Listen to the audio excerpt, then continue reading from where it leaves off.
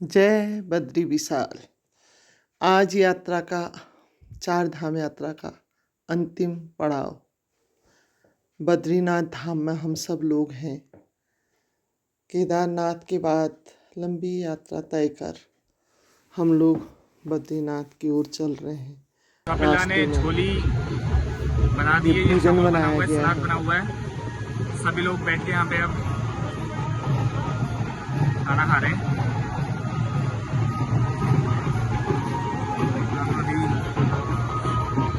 गोधन भाई अपनी सेविंग करके ले आए। लंबी यात्रा के बाद सबको थकान और उसमें छोली बात बहुत अच्छा महसूस हुआ।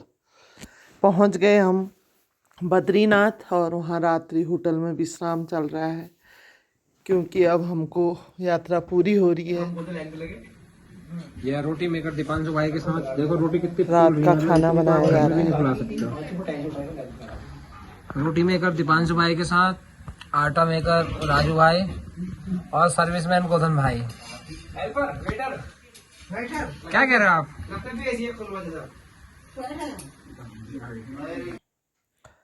ये सॉल हमने तो वहीं से खरीदे, सिसली से।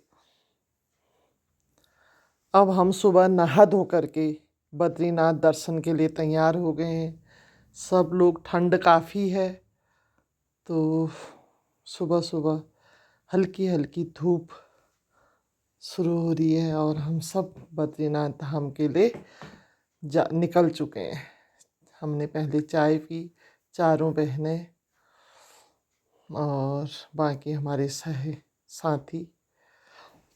पहले हमने मार्ग में छोटी छोटी दुकानें हैं, गर्मा गर्म चाय पीने का एक अलग ही आनंद था।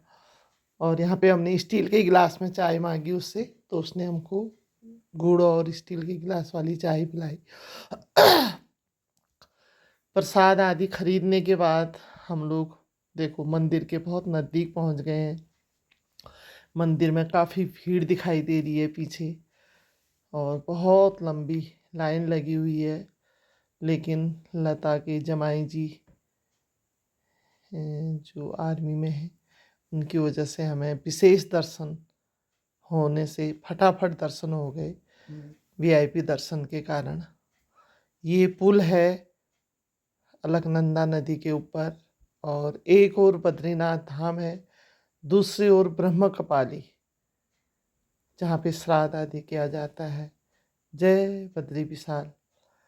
अंदर दर्शन करने के बाद, क्योंकि अंदर फोटो नहीं ले सकते हैं, दर्शन करने के बाद हम लोग बाहर आए और उसके बाद हमने फोटोग्राफी की। ये है अलकनंदा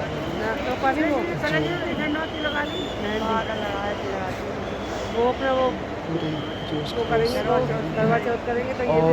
तप्त कुंड का धुआं आपको दिखा। इतना गर्म पानी यहाँ पे था तप्त कुंड का।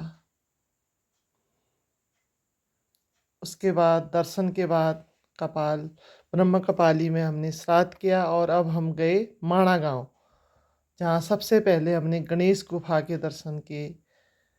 गणेश जी ने जब वेद आदि लिखे, ये माणा गांव के परिधान में वहाँ के लोग तो वेद पुराण आदि की रचना यहीं पर गणेश जी के द्वारा की गई।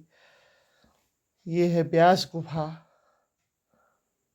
पहले गणेश गुफा फिर व्यास गुफा, और ये है सरस्वती नदी। कहा जाता है कि इसके शोर से जब व्यास जी को दिक्कत हो रही थी, ये सरस्वती जी का मंदिर है, तो उन्होंने सरस्वती कुछ देर के लिए यहाँ पे थम गई थी, बिल्कुल आवाज़ नहीं है इस मंदिर से। ये व्यास जी की मूर्ति और सरस्वती जी की मंदिर। दर्शन के बाद माणा गांव से जब हम लौटे, अब हम वापसी घर की ओर आ रहे हैं।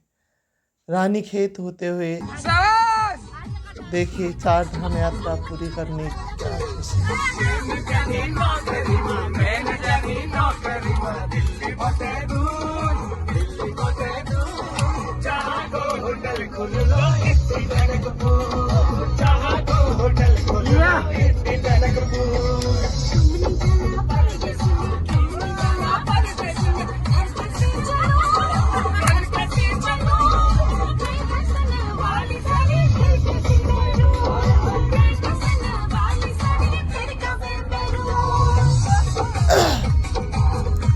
चार धाम यात्रा की खुशी के बाद एक दिन हल्द्वानी रुकने के बाद मैं डीडी हाट के लिए आई। ये है डोल आश्रम। धन्यावाली रोड से मैं वापस आ रही थी। मालू भी मेरे साथ है, वो दिल्ली से वहाँ आ गई थी रात को। उसके बाद हम पहुँचे गुन्ना माता मंदिर। जय गुन्ना मैया। चार धाम यात्रा बहुत अच्छे से पूरी करने के लिए सभी का तहे दिल से धन्यवाद, सभी इष्ट देवों का। घर आने के बाद 2-3 दिन बाद मैंने एक पूजा रखी और जिसमें मैंने अपने परिवारजनों को आमंत्रित किया। मालू भी आई थी, तो बहुत अच्छे से पूजा संपन्न हो गई। बमणियों कहते हैं जिसको हमारे यहाँ। तीर्थ यात्रा के बाद ये करना आवश्यक माना जाता है। माँ से मैंने ये सीखा था।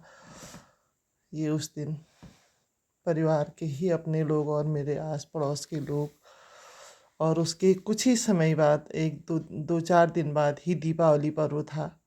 जय लक्ष्मी।